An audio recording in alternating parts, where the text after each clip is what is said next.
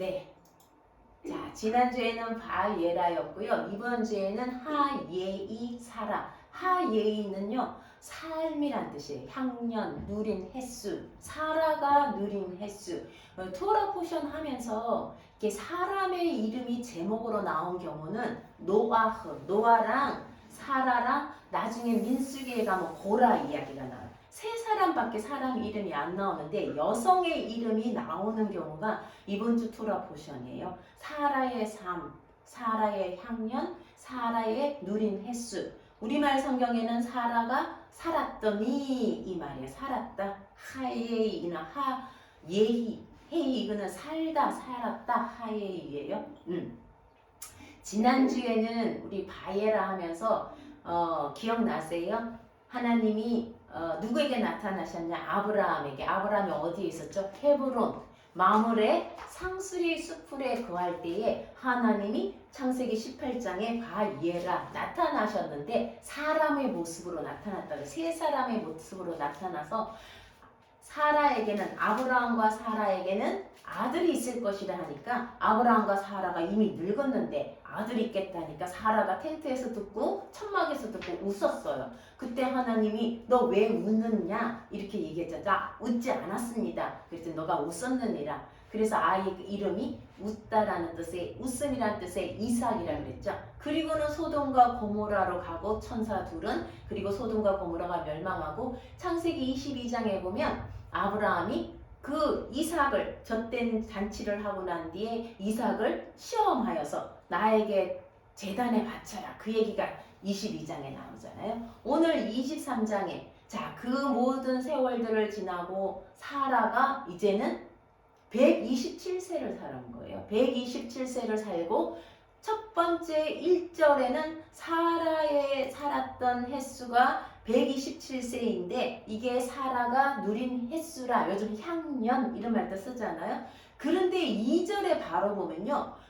사라가 가나안 땅 헤브론 곳 기럇 아르바에서 죽음에 1절에는 사라가 살았는데 127년을 살았다는 말을 향년 누린 횟수를 두 번이나 얘기해 놓고 2절에는 바로 사라가 죽었다는 얘기가 나와요. 어떻게 보면 사라의 삶이라는 제목을 달아놓고 그 뒤로 나오는 이야기는 사라의 죽음에 대한 얘기예요. 사라가 죽고 난 뒤에 사라를 묻을 만한 묘지가 없는 거예요. 땅이 없는 거예요. 하나님이 아브라함을 가나안으로 가라 해서 왔는데 이제까지 아브라함은 어떤 땅도 소유한 게 없어요. 근데 사람이 죽었는데 어디다 묻어야 되는데 그 묻을 땅이 없는 거예요. 그래서 사라의 무덤인 막벨라 굴을 사는 이야기가 23장에 나오고요. 그리고 24장에는 사라를 묻고 난 뒤에 아브라함이 그 아들 이삭, 40살이 된 아들 이삭을 위해서 리브가를 신부를 찾아오는 이야기, 종을 시켜서 신부를 데려오는 이야기가 24장에 나오고요. 25장에는 아브라함도 죽어요. 아브라함의 향년이 누린 횟수가 175년이라 그리고 이스마엘도 죽어요. 이삭 말고 하갈이 낳은 이스마엘도 죽. 사라의 삶이라는 토라 포션 중에 죽던 얘기가 3명이 나와요. 신기하죠? 자, 그리고 이제 2절에 보면 사라가 가나안 땅 헤브론 곳 기럇 아르바에서 죽었다. 사라의 삶을 얘기하면서 죽음을 얘기하죠. 어떻게 보면요. 누가 살았다 우리가 이 땅에 사는 거는 이제는 길어야 뭐 100년, 120년까지 살 수 있는지 모르지만 우리가 죽음이 저는 또 이렇게 생각되더라고요. 우리의 살았던 흔적이 죽음으로 나타날 수도 있겠구나. 우리는 영원한 죽음이 아니죠. 우리 그리스도인들에게 죽음은요. 또 다른 문으로 들어가는 영생으로 들어가는 문이에요. 그러고 보면 이 땅에서 사는 시간은 지극히 짧은 거예요. 그리고 나서 영원한 생명 거기에 비하면 우리가 살았던 누린 횟수는 얼마 안 됐지만 이 사라의 삶도 얼마나 굴곡이 많았어요. 아브라함 따라 가나안 왔다가 2번이나 아브라함이 누이라고 속이는 바람에 아비멜렉에게 한번 빼앗기고 바로 왕에게 빼앗기고 그리고 또 겨우 아들을 못 낳고 약속은 받았지만 아들이 없다가 하갈 자기 몸종을 남편에게 줘요. 그리고 이스마엘이 태어났는데 그 이스마엘 때문에 하갈이 자기에게 굉장히 막대하잖아요. 그러니까 화가 나서 쫓아내요. 그러다가 나중에 이삭을 낳고 이삭을 잘 낳아 키우는데 하나님이 이삭을 제단에 바쳐라.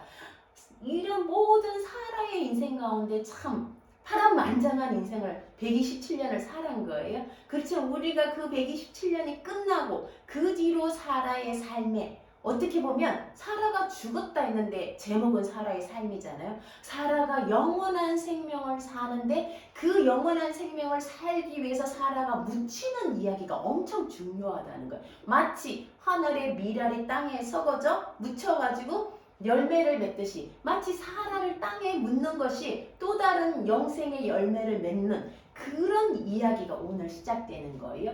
2절에 사라가 가나안 땅에서 죽는 거예요. 헤브론은 그 아브라함이 살았던 곳이에요. 바에라 18장에 아브라함이 헤브론 그 마물의 상수리 수풀에 살다가 하나님이 나타나신 거잖아요. 헤브론은 아브라함이 온 땅을 돌아보고 롯과 나누어진 희에 온 땅을 다녀보아라. 내가 이 온 땅을 너에게 준다고 했을 때 아브라함이 헤브론에 구했다는 것은 그 헤브론이 가장 마음에 들었던 거예요. 그 땅에 살고 있는데 그 헤브론의 옛날 이름이 뭐라고요? 기럇 아르바.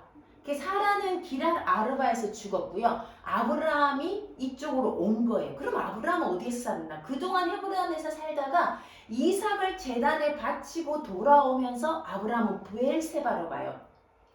브엘세바로 갔다가 사라가 헤브론에서 죽으니까 아브라함이 브엘세바에서 헤브론으로 오는 거예요. 그 거리가 뭐 37km, 42km 저는 안 가봐서 모르지만 지도상에서 그렇게 얘기를 하고 있는데 그 브엘세바에서 사라가 죽은 헤브론으로 와서 그를 위해 슬퍼하며 애통하는 거예요. 자, 우리 여기서 성경에는요 가끔 장소 이름이 많이 나와요. 사람 이름도 많이 나오고 그리고 숫자도 많이 나와요. 근데 우리가 이걸 무시하면 안 돼요. 여기에 엄청난 비밀과 그 하나님의 말씀, 메시지를 담고 있어요. 오늘 우리 기럇 아르바를 한번 볼까요? 기럇 아르바란 소리가 어디 나오냐? 여러분 갖고 있는 성경 여호수아 14장 14절을 한번 찾아보세요. 여호수아 14장 14절 제가 띄우지 않아서 지금 밖에 계신 분들은 성경 찾기가 좀 어려운데 여호수아 14장 14절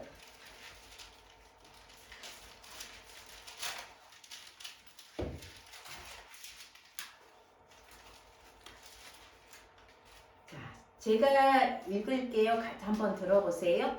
여호수아 14장 14절 헤브론이 그나스 사람 여분네의 아들 갈렙의 기업이 되어 오늘까지 이르렀으니 이는 그가 이스라엘의 하나님 여호와를 온전히 쫓았습니다. 15절 헤브론의 옛 이름은 기럇 아르바라. 아르바는 아낙 사람 가운데서 가장 큰 사람이었더라. 그리고 그 땅에 전쟁이 그쳤더라.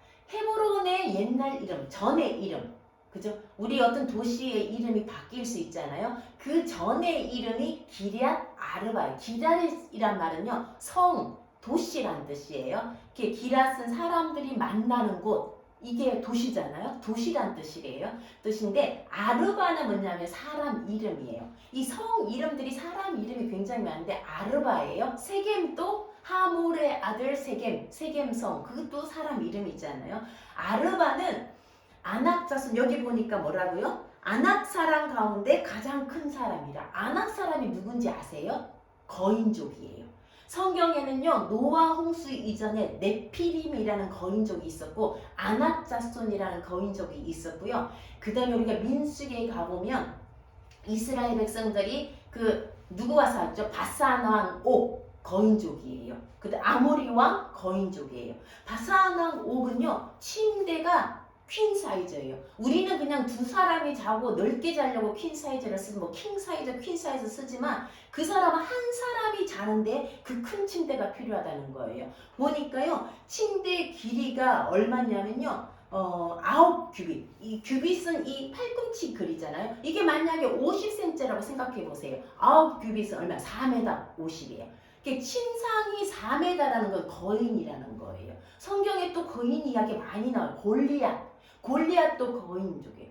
거인들이 그 DNA가 조금씩 남아있다가 골리앗, 그리고 또 요즘도요 사람들이 보면 우리나라에 뭐 서장훈 씨가 크지만 그보다 훨씬 큰 사람이 세계 곳곳에 좀 있어요. 이 거인족의 DNA가 있는. 그래서 아르바라는 건요, 그 중에 가장 큰 사람, 거인족이란 거예요. 그 이름이 기럇 아르바였더라, 이렇게 얘기하는 거예요. 근데 기럇 아르바를 보면 우리가요, 이 도시 이름을 조금 중요시하는데, 민수기 13장 2절에 이스라엘 백성이 광야에서 가다가 어디요? 바네스 가네아에 도착하잖아요. 그리고 그 땅을 정탐하러 사람들 정탐꾼 12정탐꾼을 보내는데 그 사람은 어디로 가요? 네겝 사막에서 헤브론으로 가요. 헤브론으로 갔더니 누가 살았어? 이 아낙 족속이 살은 거야. 아르바. 그죠? 이 아르바 족속들, 아낙 족속이 살은 거예요. 그 세 사람의 이름이 아히만과 세세와 달메더라. 그 사람을 보고 정탐꾼들이 놀란 거예요. 이게 글리버 여행기에 나온 거랑 똑같은 거예요. 거인을 보니까 너무 놀라가지고 돌아와서 뭐라고 보고했어요. 우리는 메뚜기다. 그 거인들이 서 있으면 우리 보통 사람의 머리는 그 사람들의 엉덩이까지도 안 닿는 거예요. 얼마나 무서웠으면 우리는 그 사람들에 비하면 메뚜기라 했던 그 아낙 자손이에요. 그게 아르바예요. 그런 도시예요. 그곳인데 그곳에 아낙 자손이 살고 있었는데, 자, 우리가 기럇 아르바는요, 아까 말했지 거인이라 그랬잖아요. 이 기럇 아르바의 삶, 이 도시 이름을 우리에게 그냥 말했지만요, 이 도시가 나중에 헤브론으로 바뀌어요. 이름이 바뀌어요. 그러면 기럇 아르바, 그런 성이었더라. 아르바가라는 거인이 살았더라. 이렇게만 말하는 게 아니라요, 우리의 삶의 방식을 얘기하는 거예요. 기럇 아르바는요, 우리가 세상에 거인 되는 삶이에요. 우리가 신체적으로, 경제적으로, 정치적으로, 문화적으로, 예술 분야에서 저도 옛날에 있던 교회에서 그런 기도 많이 했어요. 우리 자녀들이 명품 자녀가 되어서 세상의 정치계에서 두각을 나타내고 머리가 되고, 예술 분야에서 머리가 되어서 그리스도인의 이름을 뜰치게 기도하자. 뭐 그런 간증들을 하러 오시는 분이 엄청 많았고요. 그게 세상에 거인 되는 이야기예요. 물론 그렇게 해서 하나님 이름을 떨칠 수 있지만 그게 목적이 되면 안 된다는 거예요. 세상의 거인이 돼 우리 아이들을 스펙을 쌓고 세상에 그 유명한 대학에 보내서 물론 성공하는 거, 그렇게 해서 그리스도 이름을 떨치다고 하지만요, 때로는 그게 목적이 되어버려요. 기럇 아르바의 삶이 그런 삶이에요. 그런데 그곳 이름이 뭘로 바뀌었다고요? 헤브론으로 바뀌어요. 헤브론은요, 동맹하다, 연합하다는 뜻이에요. 아브라함이 그 많은 땅을 다 돌아보고 헤브론에 살았어요. 헤브론은요, 하나님과 연합하는 자리고 사람들과 연합하는 자리. 하나님은 연합을 좋아하세요. 나 혼자 독불장군으로 세상의 거인이 되어서 세상에 뛰어난 자가 아니라 연합하는 자를 좋아하세요. 그런 사람들은요, 나 홀로 독불장군이에요. 자기 이름을 드러내요. 근데 하나님은요, 연합하는, 헤브론, 이 동맹, 연합하다, 연결되다, 우리가 성막을 지을 때 휘장이 서로 연합하는, 그거 다 헤브론이에요. 하나로 연결되는 거예요. 아브라함은 그곳에 살았어요. 헤브론에 살았고, 이 사라가 죽었을 때 묻은 것도 그 전의 이름은 기럇 아르바지만 그곳에 아브라함이 살고 사라가 묻히면서 그곳은 헤브론으로 바뀌는 거예요. 우리는 이런 자녀를 키워야 될 것 같아요. 기럇 아르바처럼 자기 혼자 독불장군 세상의 거인을 만드는 것이 아니라 하나님과 연합하고 사람과 연합하고. 아브라함은 헤브론에 살면서요, 롯이 전쟁에 끌려가서 포로로 잡혀갔을 때 자기가 키운 군사 318명을 보내서 롯을 찾아오잖아. 내 형제를 찾아오잖아. 내 형제와 연합하는 곳이 바로 헤브론이에요. 나의 것을 내어주고 형제와 연합하고 하나님과 연합하는 곳이 헤브론이에요. 이런 헤브론, 그 이름이에요. 자, 원래 이름은 기럇 아르바였는데, 이 기럇 아르바는요, 아르바란 소리는 또 그 사람의 이름이기도 하지만 그 원래 뜻은 사라는 뜻이에요. 넷째 도시, 네 장수의 도시. 아주 큰 거인이 4명이 있을 수도 있겠죠? 네 장수의 도시. 정사각형, 사지를 쭉 뻗다. 얼마나 컸으면 우리 사지를 쭉 뻗어도 그들과 닿지 않을 정도로 컸다는 소리예요. 그런 도시인데 이곳에 진짜 믿음의 거장들이 묻혀요. 세상의 거인인 아히만과 달메와 셋세 아르바가 아니라 이곳에 믿음의 거장들이 묻히게 되는 곳이, 이따가 우리 성경을 한번 찾아볼 텐데요. 자, 이 헤브론은 아까 여호수아 14장 15절에 보니까 14절에 보니까요. 갈렙에게 기업으로 준 거예요. 여호수아가 갈렙이 뭐라 그랬어요? 내가 나이가 많지만 그날에 모세가 내게 약속했습니다. 이 헤브론을, 이 산지를 내게 주소서. 그 찬양도 이제 그 땅이에요. 헤브론. 갈렙은 알았어. 이 헤브론이 얼마나 중요한 땅인지. 그리고 하나 뭐라고 나오냐면 갈렙이 여호와를 온전히 따랐기에 이 헤브론이 갈렙의 기업이 되었다 그래요. 이 헤브론은요, 하나님을 온전히 따르는 자의 땅인 거예요. 우리가 이 땅에 살면서 기럇 아르바처럼 살 건지, 아니면 하나님을 온전히 따르는 헤브론으로 삼고 살 것인지, 우리의 자녀들을 헤브론의 자녀로 키울 것인지, 기럇 아르바의 자녀로 키울 것인지, 저는 이 생각을 하면서, 물론 우리 제가 공부를 잘 못해서 대학에 못 들어가서 뭐 캐나다도 갔다가 로고소프도 타다가 타는 걸로 우리가 생각을 하겠지만, 물론 그렇게 생각할 수도 있어요. 그렇지만 대학을 못 간다고 해서 다 로고소프를 타는 건 아니잖아요. 정말 그 인생의 20살의 소중한 시기, 물론 뭐 3달밖에 안 된다고 말하지만 정말 하나님 나라를 살기 위해서, 저는 그렇게 생각해요. 그 시기를 자신의 삶을 드리고 그것을 경험하기 위해서 가는 것, 나는 이것도 하나의 헤브론의 삶이라고 생각해요. 만약에 그 시간 하나님께 사실은 노예의 삶이라고 얘기했거든요. 자기가 로고소프 가서 일하는 거 노예 같다. 돈을 주는 것도 아니고. 그래서 일만 안 하면 그곳에 사는 것이 참 좋겠다. 이렇게 그저께 얘기하던데 하나님의 노예인 거죠. 정말 노예는 맞아요. 걔가 얘기했던 것처럼 하나님의 노예로 사는, 하나님을 온전히 따르는 사람이 되었으면 좋겠어요. 하나님을 온전히 따르고 내가 가진 것으로 내 형제와 연합하는, 그게 헤브론이에요. 자, 이렇게 2절에 그 땅에 대해서 얘기를 하고 있어요. 그 다음에 3절에 아브라함이 그의 시신 앞에서, 사라의 시신 앞에서 일어나서 그 땅의 주인이 누구냐? 헷족속인 거예요. 아브라함은 그냥 하나님이 보내서 살고 있지만 4절에 보세요. 나는 당신들과 함께 사는, 우리 성경에 뭐라고? 나는 당신들 중에 뭐라고요? 나그네, 거류하는 자. 이 나그네라고 얘기하면 감은 오는데요. 나그네는 좀 책임이 없어요. 나그네라고 표현하기보다는요. 나그네는 그냥 뭐 김삿갓 방랑신 뭐 이러면서 흘러다니면서 여기저기 사는 이런 사람으로 우리가 좀 인식이 되잖아요. 근데 거류민, 토착민이 아닌 외지 사람, 이렇게 하는 게 훨 나을 거예요.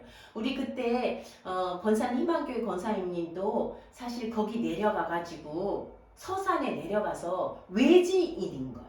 그 본토인들은, 서산 본토배기들은요, 외지인들을 쳐주지도 않아요. 그죠? 땅을 사거나 집을 사거나 할 때, 요즘은 많이 바뀌었겠지만 옛날에는 얼마나 심했겠어요. 외지인들은요, 땅을 살 수 있는 권리 자체가 없어요. 아브라함이 그래서 땅을 못 산 거예요. 없는 거예요. 근데 사라가 죽었는데 외지인이어도 묻어야 될 거 아니에요. 그럼 남의 땅에 묻을 수는 없잖아요. 그런 거, 그 외지인이라고 생각하세요. 본토인이 안, 토박이가 아닌 외지인. 외지인. 나는 외지인입니다. 나는 이곳에 땅이 없습니다. 내 아내의 시신을 묻어야 할 땅이 필요한데 나에게 그 땅을 좀 줘서 장사라도 하게 해주시오. 아브라함은 자기 정체성을 분명히 알았어요. 하나님이 이 땅을 준다고 말했지만 나는 이 땅의 외지인이라는 거예요. 신기하죠? 그리고 헷족속이 아브라함에게 얘기해요. 아, 당신 하나님이 세운 지도자. 아브라함이 어떻게 살았길래 그 헷족속이 인정을 하는 거예요. 당신 하나님이 세우신 지도자인데 우리 중에서 가장 좋은 묘지 하나를 택해가. 그때는 이렇게 굴을 파서 사람을, 예수님도 시신에 굴에다가 바위를 파고 넣었다 그랬잖아. 새무덤에, 그죠? 아리마대 요셉이. 우리 중에 좋은 걸 택해가고 당신 가지시오. 그냥 공짜로 그냥 쓰라는 거예요. 그 말에 아브라함이요, 아유 감사합니다, 안 받아요. 뭐라 그래요?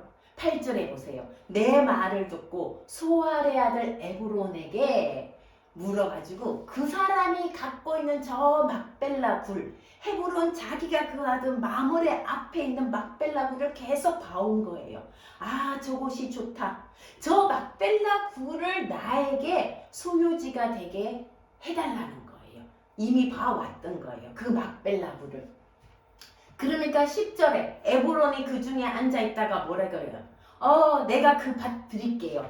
굴도 드리고 밭에 딸린 굴도 드리고 다 드릴 테니까 당신이 마음대로 죽은 자를, 그게 시신인 거예요. 죽은 자를, 당신의 죽은 자라고 돼 있어요. 당신의 죽은 자를 장사해. 아브라함이요? 아이고 감사합니다. 이러고 우리 같으면 받았을 거예요. 13절에 보세요. 그 땅의 백성이 듣는 데서 에브론에게 말하되 아니에요. 내가 값을 쳐주겠다. 내가 돈을 내고 그 땅을 사겠다. 여러분 이해가 되세요? 공짜로 준다는데 왜 돈 준다는 거예요? 그 밥값을 충분히 내가 쳐줄 테니까 내 죽은 자, 나의 죽은 자예요. 그 사람들은 에브론은 그래요. 아브라함에게 너의 죽은 자를 장사해라. 아브라함은요 나의 죽은 자. 마티라고 무트가 죽다는 말인데요. 마티, 모트가 죽고 마티가 내 죽은 자. 나의 죽은 자를 장사하겠노라 이렇게 얘기해요. 그러니까 에브론이요. 아까 공짜로 준다는데 돈 준다 그러니까 15절에 보세요. 그 땅값은 얼마라고요? 은 400세겔이니 당신하고 나 사이에 무슨 금전을 이렇게 거래하느냐. 그냥 가지세요. 이렇게 하는 거예요. 그냥 가지세요 하면서 은 400세겔. 은 400세겔은요. 한 세겔이 뭐 노동자 3, 4일치 임금이래요. 그럼 한 30만 원만 잡아볼게요. 그럼 얼마예요? 1억 2천이요. 우리나라 돈 지금 현 시가로 하면 1억. 엄청난 돈을 불른 거예요. 아까는 그냥 가지세요 하다가 아브라함이 돈 준다 그러니까요. 완전히 비싼 돈을 부른 거예요. 그런데 아브라함 깎나요? 아브라함이 하나님 앞에서 지난번에 흥정을 했어요. 50명에서 10명으로 깎았어요. 근데 흥정 안 해요. 아브라함이 에브론의 말을 따라 해 쪽수기 보는 데서 은 400세겔을 에브론에게 줘요. 그랬더니 17절 마모레아 막벨라에 있는 그 굴과 밭과 나무와 모든 것이 아브라함의 소유로 확정된지라.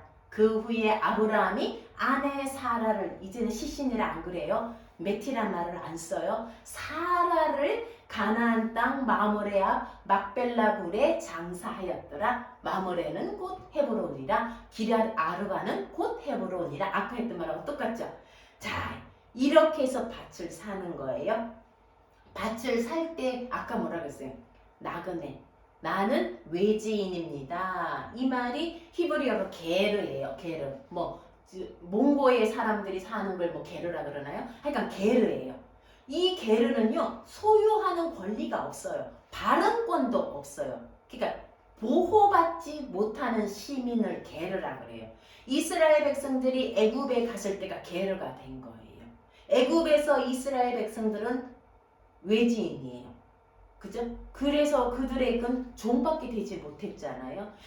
야곱도 창세기 47장 8절에서 9절 야곱이 바로 앞에 서요. 요셉이 살아있다는 소리를 듣고 요셉을 만나러 와서 바로가 요셉의 아버지가 왔다는 소리를 듣고 불러요. 야곱이 바로 앞에 서면서 뭐라 그래요? 내 나그네에 몇 살이냐고 물어요. 당신은 얼마나 살았습니까? 이렇게 물어요. 그랬더니 내 나그네에 나의 게르에 연수가 얼마라 그래요? 130년인데 우리 조상의 연수만큼 비교도 안 된다. 그때 나의 외지살, 나의 그류민의 삶, 메구리이라고 해요. 나의 아까 게르, 구러가 동사인데요. 나의 메구리가, 나의 외지 삶이, 그류인으로서의 삶이 130년이라. 이렇게 얘기하는 거예요. 아브라함은요, 그의 정체성을요, 외지인으로, 거류민으로 분명히 증언한 거예요. 그렇지 않으면 외지인데 땅을 살 수 없는데, 사라가 죽었기 때문에 그 사람들이 이방인에게, 외지인에게 땅을 파는 거예요. 그렇지 않으면 땅을 살 수가 없는 거예요. 아브라함은 그 기회에 이 땅을 사는 거예요. 만약에 아브라함이 공짜로 받았다면 그건 없어지는 거예요. 아브라함이 값을 쳐주지 않았다면 그 땅은요 나중에 세대가 흘러가면 그냥 다 없어지는 거예요. 아브라함 그걸 알았기 때문에 돈을 쳐주고 이미 그 당시의 시가보다 훨씬 비싼 돈으로 그 땅을 샀던 거예요. 자, 여기 보면서 이 이야기 여러분 많이 아시는 이야기예요. 이 이야기를 들으면서 여러분 어떤 것이 생각나세요? 아, 아브라함이 공짜를 바라지 않고 충분히 값을 치러줬구나. 두 번째, 그 막벨라 굴이 도대체 뭘까라는 궁금증이 생기지 않나요? 왜 막벨라 굴을 고집했을까? 그 많은 땅 중에 막벨라 굴일까? 막벨라란 뜻은요, 이중에 카팔이라는 동사에서 온 건데요. 두 겹으로 하는 거예요. 두 겹. 이게 무슨 말일까? 막벨라는 왜 이중의 뜻을 갖고 있을까? 두 겹으로 하다 이중 동굴 막벨라 양의 우리란 뜻이에요. 사라는 죽어서 양의 우리에 묻힌 거예요. 왜 이중의 뜻을 갖고 있는 두 겹으로 하는 그 막벨라라는 이름을 가졌을까? 전승에 의하면요. 우리는 성경에 안 나오지만 미드라시라는 전승에 의하면 이 막벨라 굴에 누가 묻힌지 알아요? 누구일까요? 한번 추측해 보세요. 전혀 생각이 안 되세요? 아담과 하와. 이 막벨라 굴이 에덴으로 들어가는 문이라는 말이 있어요. 유대인들은 그렇게 알고 있어요. 엄청난 곳이에요. 아담과 하와가 묻힌 곳이에요. 자, 창세기 25장 8절에서 10절 한번 보실래요? 창세기 25장 8절에서 10절. 자, 8절 제가 읽을게요. 아브라함이 죽는 얘기예요. 그의 나이가 높고 늙어서 기운이 다하여 죽어 자기 열조에게로 돌아가매 9절 그의 아들들인 이삭과 이스마엘이 그를 마므레 앞 헷 족속 소알의 아들 에브론의 밭에 있는 막벨라 굴에 장사하였으니 이것은 아브라함이 헷 족속에게 산 밭이라 아브라함이 그의 아내 사라가 극이 장사되니라. 성경에 막벨라가 나오면서 늘 아브라함이 샀다, 돈을 주고 샀다라는 말이 나와요. 조금 더 뒤로 갈까요? 자, 막벨라에 지금 누가 묻혔어요? 아브라함이 사라를 묻었어요. 그 다음에 두 번째 누구를 묻었어요? 자기 자신이 묻혔어요. 이삭과 이스마엘이 아브라함을 묻었어요. 49장으로 가볼까요? 49장 29절에서 33절. 자, 우리 29절은 우리 황영근 집사님이 한번 읽어보시겠어요? 49장.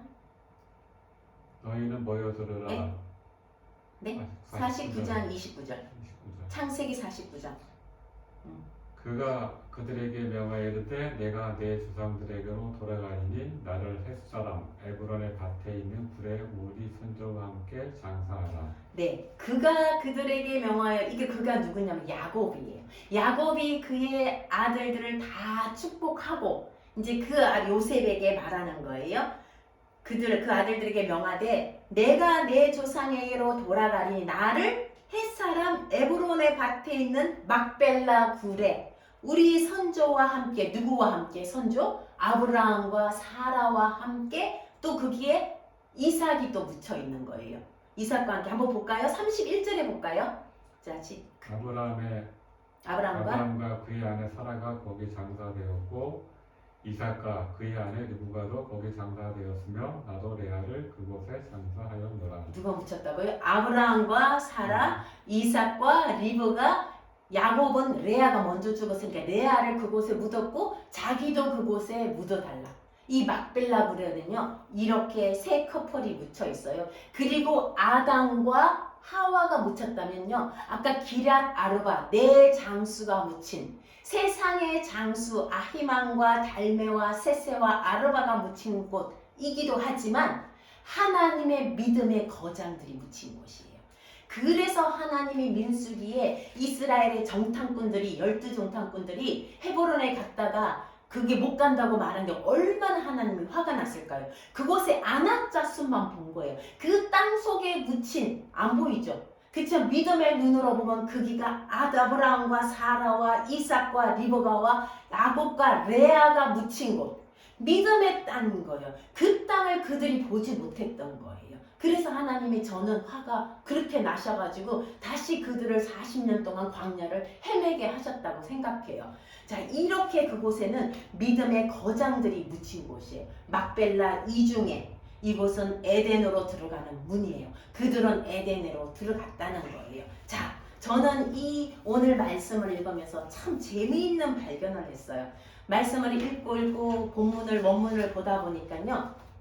23장에 나의 시신을 묻을 땅을 주세요. 그러니까 너의 시신을 우리 좋은 곳에 묻으세요. 아니 나의 시신을 묻기 위해서 그 밭을 파세요. 계속 시신이란 말이나 나의 죽음, 너의 죽은 자, 나의 죽은 자 이렇게 나오다가 아까 우리 읽은 말씀에 창세기 49장 31절에는요. 죽은 자가 아니에요. 누구? 아브라함과 사라와 이삭과 리브가와 야곱과 레아 딱 이름을 명칭해요. 어떻게 보면 시신 우리는 누구누구의 묘 한글 한문으로 누구의 지묘 이렇게 돼 있잖아요. 그런데 죽은 자가 묻힌다니까 묻을 때는요. 아까는 묘지를 살 때는 계속 나의 죽은 자, 너의 죽은 자, 죽은 자가 왔다 갔다 해요. 몇 번이나? 8번이나. 여러분은 그냥 읽은지 모르지만요. 원문으로 보면요. 메트카 계속 죽은 자 8번이나 얘기해요. 그런데 막상 아브라함이 그 굴을 딱 사서 묻을 때는요. 죽은 자란 말을 안 써요. 사라를 거기에 묻었더라. 아브라함이 거기에 붙였더라. 이삭이 붙였더라. 저는 이걸 보면서요. 왜 죽은 자라고 쓰지 않고 사라, 아브라함, 이삭 이름을 말했을까? 그들의 인격체를 얘기한 거예요. 그들의 죽은 자가 아니라 이들은요. 그것이 영생하는 곳인 거예요. 사는 곳인 거예요. 그들이 다시 한 인격체로 묻히고 한 인격체로 살아나는 부활을 얘기한 것 같다고 저는 생각했어요. 그래서 우리가 묻힌다라는 건요. 우리는요. 영생으로 가는 거예요. 그냥 몸이 죽어서 이 시신이 묻히는 게 아니라 우리 존재 자체가 나의 전 삶 127년의 사라의 삶 전체가 거기에 심겨지고 거기서 부활과 영생으로 가는 거예요. 만약에 그곳이 없으면 우리 예배드릴 필요도 없어요. 얼마나 불쌍해요. 이 주일날 날씨 좋은 날 밖에 가서 놀 수 있는데 부활과 영생이 있기 때문에 이곳에 오는 거예요. 영생과 부활을 얻기 위해서 예수 믿는 게 아니라 이미 우리는 얻은 부활을 누리기 위해서 오는 거예요. 우리가 천국 가서 육의 양식을 먹겠어요? 아니에요. 하나님 양식 먹고 그 가서 뭐 게임하고 놀겠어요? 아니에요. 예배드리고 노는 거예요. 자, 그것을 우리가 이 땅에서 연습하고 살아가는 거예요. 만약에 그 부활과 영생이 없다면 예배드릴 필요도 없는 거예요. 말씀 읽을 필요도 없고 토라를 공부할 이유도 없는 거예요. 우리가 이 삶을 사는 거는 이미 우리가 이 땅에서 그 부활과 영생을 준비하는 거예요. 그곳에서 살 삶을 여기서 미리 맛보고 살아가는 거예요. 이것도 복이에요.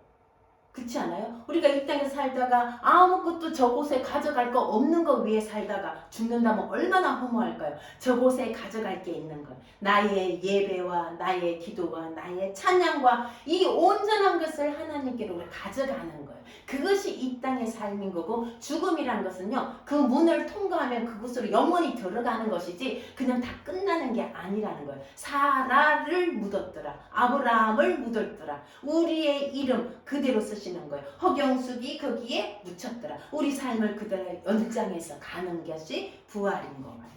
저는 또 한 가지 의문점은요. 아브라함은 왜 막벨라를 샀을까? 그 많은 땅 중에 어마어마한 값을 치르고 왜 샀을까? 그죠? 성경에 땅을 산 사람들은요. 창세기에는 아브라함과 야곱밖에 없어요. 야곱은 세겜성을 샀어요. 그리고 요셉에게 주었어요. 자, 게르는 땅을 사지 못한다고 했지만 이 소유모지로 샀어요. 이것이 뭘까요? 이 땅이 막벨라가 뭘까요? 저는 이 막벨라가 뭘까? 물론 에덴으로 들어가는 문이고 그들의 믿음의 거장이 묻힌 곳이지만 정말 막벨라는 뭘까? 우리가 가는 본향이에요. 우리가 값을 주고 사야 되는 본향이에요. 내가 가야 할 본향이에요. 히브리서 11장 14절 한번 찾아볼까요? 히브리서 11장 14절.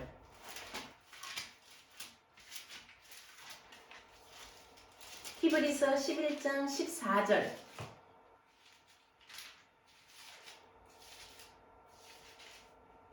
13절부터 같이 읽어볼까요? 13절 시작. 이 사람들은 다 믿음을 따라 죽었으며 약속을 받지 못하였으되 그것들을 멀리서 보고 환영하며 또 땅에서는 외국인과 나그네임을 증언하였으니 그들이 이같이 말하는 것은 자기들이 본향 찾는 자임을 나타내미라.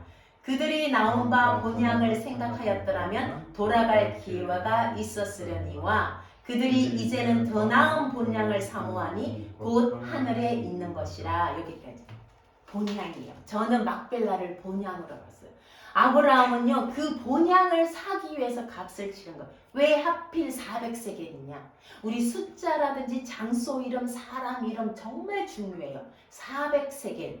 왜 수많은 돈 중에 500세겔도 줄 수 있고 300세겔도 주고 350세겔도 줄 수 있는데 왜 400세겔일까? 히브리어는요, 숫자 값이 있다 그랬잖아요. 우리말로 하면 기억이 알렙이에요. 니언이 베이트예요. 근데 그 숫자 값이 알렙은 1이에요. 베이트는 2예요. 400은 타브, 마지막 숫자가 400이에요. 타브라는 숫자, 알렙 타브, 알파와 오메가 같은 거예요. 알파가 그리스의 첫 글자고 오메가 마지막 글자라면 히브리의 첫 글자는 알렙이고 타브예요. 알렙 타브예요. 이 타브의 숫자 값이 400이에요. 타브의 뜻이 뭔지 아세요? 십자가예요. 아브라함은요, 왜 400세겔을 치는 십자가예요? 본향을 얻기 위해서 값을 치른 거예요. 예수님이 우리에게 그 본향을 주기 위해서 십자가의 값을 치르신 거예요. 본향은 그저 얻는 거 아니에요. 아브라함은 충분한 대가를 치른 거예요. 성경에 나와요. 충분한 대가를 치러야지 얻는 게 본향이에요. 우리가 본향을 얻고 본향을 사모하는 거예요. 대가를 치르는 거예요. 이전 삶을 벗어나야 돼요. 하나님의 그 삶 본향을 위해서 예수님도 우리에게 충분한 대가를 치러주신 거예요. 십자가 그의 모든 대가를 치러주신 거예요. 그것이 본향이에요. 막벨라 굴이에요. 우리가 이 본향을 얻기 위해 영생과 부활이라는 우리에게 이걸 주기 위해 예수님은요 다 치렀어요. 다 주었어요. 우리에게 생명보다 더 귀한 게 어디 있어요? 아브라함이 말한 은 400세겔 예수님에게는 생명이었어요. 본향은요 시신이 들어가서 부활하지만요 우리의 인격체가 들어가서 영원한 생명으로 들어가는 문이에요. 우리가 그 본향을 얻기 위해서 예수님이 다 치러주신 거예요. 자, 두 번째, 예수님이 우리 계신 그 값을 치러주시면 우리도 그 값을 치러야 되는 거예요. 예배라는 값을 치러요. 기도라는 값을 치르고 찬양이라는 이것이 우리가 본향으로 들어가는 값을 치르는 거예요. 우리는 예수님이 치러주신 것에 그저 타고 가는 거죠. 사실은 은혜로. 그래서 우리는 본향을 사모하고 가는 인생 게르예요. 이 땅의 본토인으로 영원히 살 거라 생각하지 마세요. 우리는 언제나 우리의 정체성은요 외지인이에요. 이 세상의 외지인. 내가 이 땅에서 소유하지만 이 소유는 영원한 것들이 아니에요. 언젠가 다 빠져나가요. 공술의 공수고 빈손으로 왔으니 빈손으로. 내가 이 땅에 소유하던 모든 것들, 영원한 것들이 아닌 것들은 다 없어져요. 그 영원하지 않은 것들에 너무 많은 애를 쓰고 사치 마세요. 거기에 모든 정열을 투자하지 마세요. 그것들 다 없어져요. 기랏 아르바의 것들은 없어져요. 헤브론의 삶을 사시. 내가 물질을 소유한다면 그것이 헤브론의 삶이 되도록 쓰세요. 하나님을 위해서 쓰시고 하나님 나라를 위해서 쓰시고 이웃을 위해서 사람들과 연합하는 데 쓰세요. 저는 지난주에요. 우리 바에라에서 하나님이 웃게 하신다 그랬잖아요. 하나님이 저도 웃게 하셨어요. 어떤 일이 있었냐면요. 지난주에 금요일날 전화를 받았어요. 어떤 부목사님이 전화가 왔어요. 마이마인 교회가 이제 동로에 인천 동로에 등록이 됐으니까요. 마이마인 교회 어디냐고 그 위치를 가리켜서 지금 거의 근처에 갈 건데 왜 오시냐고 물었더니 선물을 주시겠대요. 무슨 선물이냐 했더니 담임 목사님이 선물을 보냈어요. 그러시는 거예요. 그래서 그 누구지 했더니 성황교회라고 죄송한 이름을 그 교회 담임 목사님이 선물을 보냈는데 저희가 이제 배달하러 오겠다는 거예요. 그래서 알려주고 두 분 부목사님이 오셨어요. 오셨는데 한 분은 사과 상자 엄청 무거운 걸 메고 오시고 한 분은 그냥 오셨어요. 그리고는 인사를 하고 담임 목사님이 추수감사주일에 작은 교회, 개척교회들을 위해서 나눈다고 이 큰 사과 한 상자랑 금일봉을 주셨어요. 제가 그거를 받고 정말 돈의 액수라든지 사과의 크기에도 놀랐지만 너무 놀랐어요. 저도 물론 우리 교회도 이렇게 섬긴다고 하지만 큰 교회가 작은 교회, 개척교회를 섬기면서 이 하나라는 그 섬김을 받았을 때 우리가 헤브론이구나. 우리가 주님의 몸의 하나구나. 이걸 느끼게 해줘요. 제가 감사 전화를 드리고 그것만 전화 드린 것도 그냥 잘 모르는 분이니까 인사 나중에 드리겠습니다 하고 나중에 문자를 다시 드렸어요.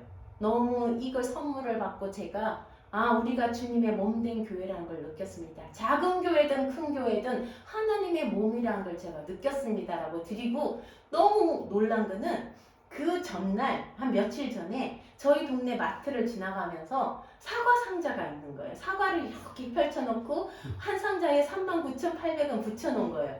근데 너무 사과가 맛있게 보이는 거예요. 가을은 사과의 철이지. 사과가 먹고 싶은데 집에 감이 있구나. 사과는 나중에 사야지. 먹고 싶은데 이러고 지나갔는데 사과가 이만한, 저희가 4분의 1쪽을 먹어도 다 못 먹을 정도로 제가 보기에 제일 큰 사과가 온 거예요. 너무 웃기는 거예요. 저는 웃었어요. 하나님이 내 속으로 얘기한 것도 이렇게 듣지 마세요. 저도 목사님 속물이구나. 그게 아니라 제 속으로 한 말도 하나님이 듣고 저는 그걸 받았을 때 웃었어요. 왜? 알기 때문에. 내가 저 사과를 먹고 싶다는 그 마음이 있었다는 걸 알았기 때문에 저는 웃은 거예요. 하나님이 나를 웃게 하시는구나. 그러면서 그 사과를 먹었는데 어쨌든 저는 이 헤브론, 우리가요 작은 교회든 큰 교회든 하나님의 몸인 거예요. 그걸 섬기는 거예요. 그 삶이 헤브론의 삶인 거예요. 우리가 본향을 사모하고 이 땅의 소유가 영원하지 않기 때문에 그 소유를 나누는 거예요. 주님의 몸된 교회와 이웃들을 위해서 나누는 것, 연합하는 것, 그것이 헤브론의 삶이에요. 두 번째 마지막으로는요, 아브라함은 나중에 사라가 죽고 사라를 대신하는 또 신부를 취해요. 자기 아들 이삭을 위해서 신부를 취해요. 그리고 24장은요 67절까지인가 엄청 긴 절, 엘리에셀이라는 자기의 늙은 종을 하란으로 보내서 신부를 취해오는, 이삭의 신부를 취하는 이야기가요 24장 그렇게 긴 절이 없어요. 그 얘기를 해요. 사라가 죽고 난 뒤에 또 다른 신부가 들어오는 이야기예요. 그런데 아브라함은요 이 신부를 얻는데 값을 치러요. 한번 보시면요 24장 22절에 한번 보실까요? 24장 22절에 값을 치르는데요, 그에게 그 리브가를 만나요. 그 만난 이야기는 안 할게요. 반세겔 무고의 금 코걸이 한 개와 10세겔 무구레, 아까는요 은 400세겔, 이거는 금 10세겔, 얼마나 큰 거예요? 금 10세겔 무게의 팔찌를 줘요. 그리고 53절에 가보세요. 53절에 가보면요, 그리고 리브가 집에 가서 그 오빠 라반과 부두의 리브가의 아버지와 그 엄마에게 선물을 줘요. 53절에 은금 패물과 의복을 꺼내어 리브가에게 주고 그의 오라버니와 어머니에게도 보물을 준지라. 아브라함이 신부를 취하기 위해서요 엄청난 대가를 치러요. 예수님의 신부가 누구예요? 우리예요. 예수님의 신부가 누구예요? 교회예요. 한번 볼까요? 에베소서 5장, 잠깐만요. 어디 있죠? 제가 써놨는데 에베소서 5장.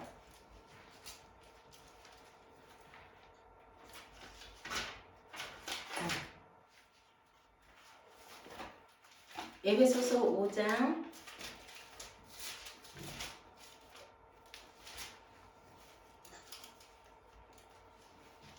25절. 남편들아 아내 사랑하기를 그리스도께서 교회를 사랑하시고 그 교회를 위하여 자신을 주신 것처럼. 신부는 교회예요. 우리예요. 우리가 예수님의 신부예요. 아브라함이 막벨라 굴을 살 때 400세겔을 치렀듯이 예수님은 자신의 몸을 다 내어서 우리를 사기 위해서, 교회를 사기 위해서, 신부를 사기 위해서 다 내어주신 거예요. 그분의 목숨값을 취한 다 내어주신 거예요. 신부를 취하는 데는요 돈이 들어요. 우리도 마찬가지예요. 우리가 교회를 얻기 위해서는 지불해야 될 것이 있어요. 우리가 세상에 나가서 예수님의 신부를 데려올 때는요 값을 치러야 돼요. 그냥 전도하는 거 아니에요. 그냥 선교하는 거 아니에요. 어떤 선교사들이 목숨을 내어놓고 선교하잖아요. 그들의 선교지에서 얼마나 많은 사람들이 죽어가요. 마찬가지예요. 신부를 취하는데 주님의 신부인 그 신부를 취할 때 값을 치른다는 거예요. 아브라함은 신부를 얻는데 아들의 신부를 얻기 위해서 모든 값을 치러요.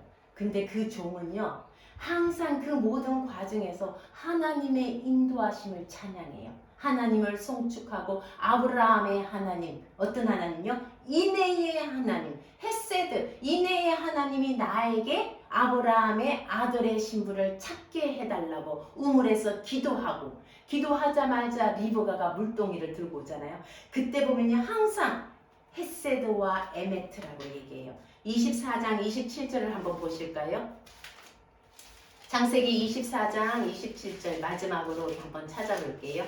창세기 24장 27절. 자, 같이 읽어볼게요. 이르되 나의 주인 아브라함의 하나님 여호와를 찬송하나이다. 나의 주인에게 주의 사랑과 성실을 그치지 아니하셨사오며 여호와께서 길에서 나를 인도하사 내 주인의 동생 집에 이르게 하였나이다. 이 사랑과 성실이라고 번역했어요. 헤세드와 에메트. 헤세드는요 인애, 은혜 이렇게 번역해요. 그리고 에메트가 진리예요. 진심. 자, 은혜와 진리가 어디에 나오는 단어예요? 아브라함의 종은요 은혜와 진리라고 얘기해요.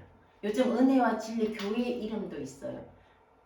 예수님이 이 세상에 오셨을 때 요한복음 1장 14절에 은혜와 진리가 충만하더라. 우리가 번역을 우리 창세기 20 잘못한 거예요. 그죠? 은혜와 진리라고 똑같은 말을 요한복음 1장 14절에는 은혜와 진리라고 하고 창세기 27장 27절에는 24장 사랑과 성실이라고 이렇게 다르게 번역해놔요. 같아야 돼요. 은혜와 진리 누구예요? 예수님인 거예요. 예수와가 여기서 예수님이 나타나시는 은혜와 진리를 베푸셔서 우리에게 예수와를 주셔서 이 말이에요. 구약 토라에 나오는 예수와예요. 은혜와 진리예요. 이렇게 예수와도 신부를 취하는데 당신의 목숨값을 지불한 그 얘기를 중의적으로 얘기하고 있는 거예요. 자, 이제 말씀을 마칩니다. 우리가 이 땅에 나그네라는 거, 게르라는 거, 이 땅에 외지인이라는 걸 잊지 마시고 우리가 헤브론의 삶을 사시기를 바랍니다. 기랏 아르바의 삶이 아니라 헤브론의 삶, 또 신부를 데려오는데 값을 치릅니다. 우리가 예배하고 교육하고 전도하고 선교하고 이거 다 신부를 데려오는 일이에요. 이것에 우리의 값을 치러야 돼요. 내가 주님의 신부가 되는데도 값을 치르는 거예요. 우리가 주님의 신부된 교회가 되고 또 주님의 신부를 찾는데 우리가 충분한 값을 치르고 주님의 신부를 찾아오는 그 하예이 사라의 삶이 저와 여러분을 통해서 계속 이어져 가기를 주님의 이름으로 축복합니다. 하나님 감사합니다.